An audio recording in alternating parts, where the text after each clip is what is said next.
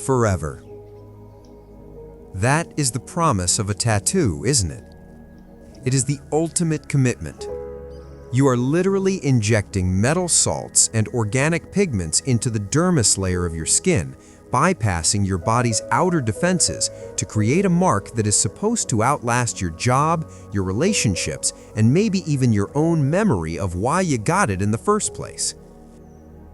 But here is the statistic that keeps the dermatology industry in business. Nearly 25% of people with tattoos eventually regret at least one of them. Maybe it's the name of an ex. Maybe it's a quote that sounded profound when you were 20 but looks ridiculous now. Or maybe it's just a bad piece of art. So we turn to tattoo removal. And on the surface it sounds simple. You zap it with a light and it vanishes. But welcome to EDUx Talks, because today we aren't just looking at the before and after photos. We are diving into the physics and biology of how this actually works. And I'm going to be honest with you, the science of tattoo removal isn't just medical procedure. It is absolutely insane.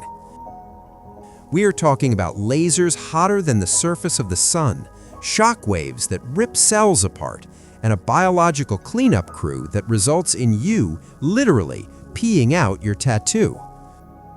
Buckle up, we're about to erase the permanent. To understand why removing a tattoo is so violent, you first have to understand why the tattoo is so stubborn. When a tattoo needle pierces your skin, it is punching a hole through the epidermis, the outer layer, and depositing ink deep into the dermis. Now, your body knows this ink shouldn't be there. It recognizes it as a foreign invader. Immediately, your immune system launches an assault. It sends an army of white blood cells, specifically called macrophages, to the site of the wound. These guys are the Pac-Man of your immune system. Their job is to eat the invader and carry it away to be disposed of. But here's the problem. The ink particles are massive. To a microscopic macrophage, a particle of tattoo ink is like a boulder. The macrophage tries to eat it, but it can't digest it. It can't move it. So the macrophage effectively swallows the ink and just sits there. It gets stuck in the dermis. Eventually, that macrophage dies, and when it dies, it releases the ink. But then a new macrophage comes along, spots the loose ink, eats it, and gets stuck again. This is why tattoos fade slightly over decades, but never leave. Your body is fighting a war against that ink every single second of every single day and losing. It is a biological stalemate. So how do we break the stalemate? We have to help the macrophages. We have to turn those boulders into sand. Enter the laser, but not just any laser. If you used a continuous laser, like a laser pointer or even a surgical cutting laser, you would just burn a hole through the patient's arm. That's not removal, that's mutilation. We use something called a Q-switched laser. The Q stands for quality factor, but what you really need to know is that these lasers don't just produce light, they produce pulses of energy that are unfathomably fast. We are talking nanoseconds, that's a billionth of a second. The newer tech, picoseconds, that is a trillionth of a second. Why does speed matter? This is the insane part I promised you. The goal is a concept called selective photothermolysis. We need to heat up the ink particles so fast that it expands and shatters without heating up the skin cells around it. Think of it like this. If you put a ceramic plate in an oven and slowly turn up the heat, the plate gets hot. If you take that same plate and hit it with a blowtorch for a fraction of a second, the specific spot you hit gets incredibly hot, while the rest stays cool. When the laser hits the ink, the temperature of that microscopic ink particle rises to thousands of degrees. We're talking temperatures comparable to the surface of the sun. But because the pulse is so fast, literally a trillionth of a second, the heat doesn't have time to travel to your skin tissue.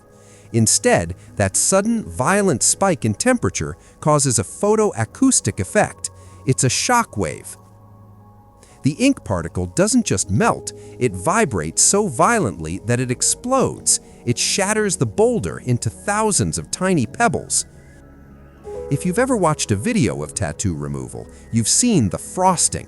The laser hits black ink, and instantly the skin turns a puffy, bright white. It looks like magic, or maybe like a chemical burn. It's actually neither. That white color is gas, specifically steam and carbon dioxide. The reaction is so violent and so hot that it instantly vaporizes the water inside the skin cells and releases gas bubbles underneath the epidermis. That white frost is actually your skin rising up because of gas bubbles created by an explosion under your skin. And yes, it hurts. People always ask, is it worse than getting the tattoo? Generally, yes. Getting a tattoo feels like a sharp scratch or a cat scratch. Laser removal feels like a rubber band dipped in hot grease being snapped against your skin over and over again. And the sound, it's not a sci-fi pew-pew. It's a loud cracking sound. Snap, snap, snap. That is the sound of the laser literally breaking the sound barrier as it hits your skin and creates that acoustic shock wave. You are hearing the ink exploding inside your body. Now, here is the biggest misconception about tattoo removal. The laser does not remove the tattoo. Let me repeat that. The laser does not remove the tattoo. The laser is just the demolition crew. It breaks the boulders into pebbles.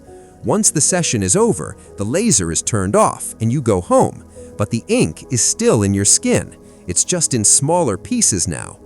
This is where the real hero steps in, your immune system. Remember those macrophages, the ones that were too small to eat the ink boulders? Well, now that the laser has shattered the ink into dust, the macrophages swarm in. They can finally eat the particles. They consume the shattered ink, and they migrate. They move through your lymphatic system. They move through your lymph nodes, which, by the way, might actually change color. If you were removing a large tattoo, the lymph nodes near that area might turn black or blue as they filter out the pigment. From there, the ink enters your bloodstream, goes to your kidneys, and finally, you excrete it. That's right, you don't erase a tattoo, you digest it, you process it, and eventually you flush it down the toilet. This is why tattoo removal takes so long. You can't just laser it 10 times in a week.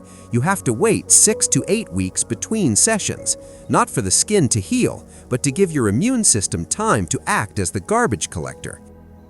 If you rush it, you're just blasting ink that hasn't been cleared yet. However, physics isn't always on our side.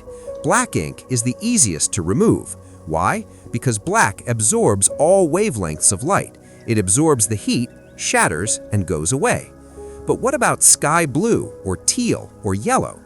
These colors reflect light. If you shoot a standard laser at yellow ink, the light just bounces off. Nothing happens. To remove these, we have to change the wavelength of the laser specifically to target that color on the spectrum. It's a precise game of optical physics. And then there's the nightmare scenario, paradoxical darkening. Some cosmetic inks, especially pinks, flesh tones, and whites, contain titanium dioxide or iron oxide. If you hit these with a laser, they don't shatter, they oxidize. Chemically, they rust. So you go in to remove a subtle pink lip liner, the laser hits it, and instantly it turns jet black. And that black is often permanent and nearly impossible to remove. That's the risk. You're performing chemistry inside a living canvas. So is tattoo removal insane? Absolutely. We're using light amplification by stimulated emission of radiation to create acoustic shock waves that shatter heavy metals inside your dermis, so your white blood cells can eat the debris and filter it through your kidneys. It's painful, it's expensive, often 10 times the cost of the original tattoo, and it requires patience. But it's also a testament to how far medical technology has come. 50 years ago, if you wanted a tattoo gone, you used dermabrasion, literally sanding the skin off, or excision, cutting it out. Today, we use the speed of light. If you're thinking about getting a tattoo, remember the science of permanence.